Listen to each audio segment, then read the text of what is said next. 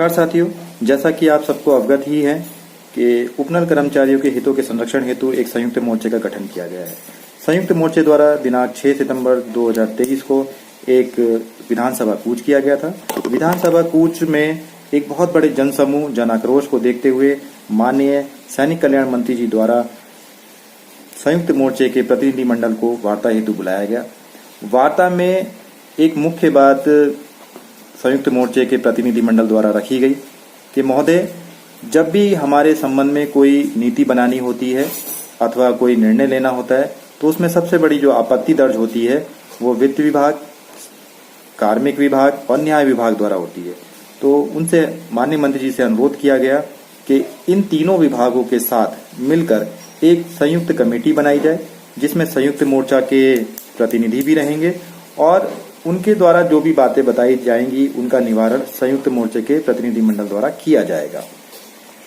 इस विषय में माननीय मंत्री जी द्वारा यह आश्वासन दिया गया कि दिनांक 9 सितंबर 2023 को एक बैठक रखी जाएगी, परंतु वह बैठक आज किन्हीं कारणों से नहीं हो पाई।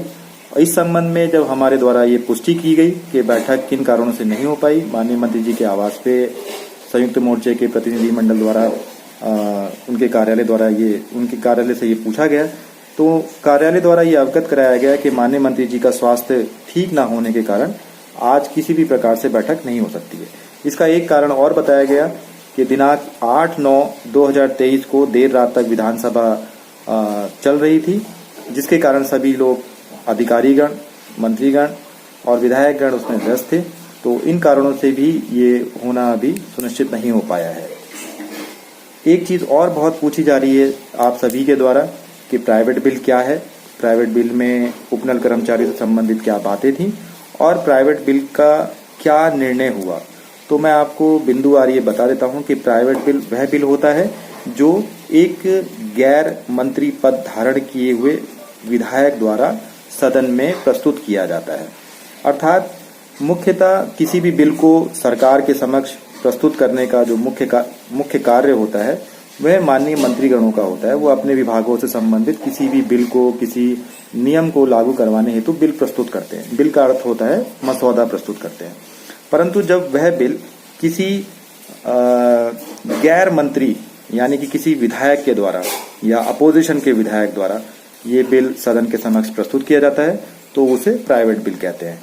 ये प्राइवेट बिल में कोई भी जन समस्याओं के निवारण से संबंधित हो सकता है, जनहित से संबंधित होता है या ऐसी कोई भी नीति जो राज्य के नागरिकों के लिए हितकारी हो, वह सदन के समक्ष प्रस्तुत की जाती है। तो मैं मानता हूं कि आप स्पष्ट हो गए होंगे कि प्राइवेट बिल क्या होता है। अब इस प्राइवेट बिल में क्या था? इस प्राइवेट बिल में आउटसोर्सिंग के माध्यम से कार्य करने वाले कर्मचारियों की सेवा शर्तों को विनियमित किए जाने की मसौदा था।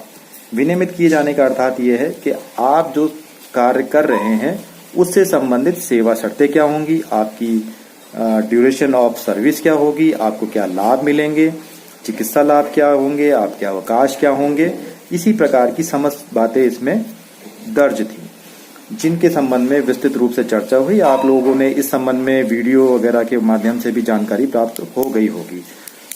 और इसमें क्या निर्णय हुआ, तो विपक्ष के नेता श्री मनोज तिवारी जी द्वारा इसे सदन के समक्ष प्रस्तुत किया गया, जिससे चर्चा की गई और इसके बनने की अनिवार्यता के संबंध में सदन को अवगत कराया गया। परंतु मोशन में यानी कि पक्ष की ओर से ये सहमति इसमें नहीं मिल पाई, जिसकी वजह से ये बिल पारित नहीं हो पाया है। तो इन सब जानकारियों के साथ ही मैं आज आप लोगों से विदा लेता हूं। आगे की जो भी अपडेट होगी, जैसे ही तिथि हमें प्राप्त होगी चर्चा हेतु, आपको YouTube के माध्यम से अवगत करा दिया जाएगा।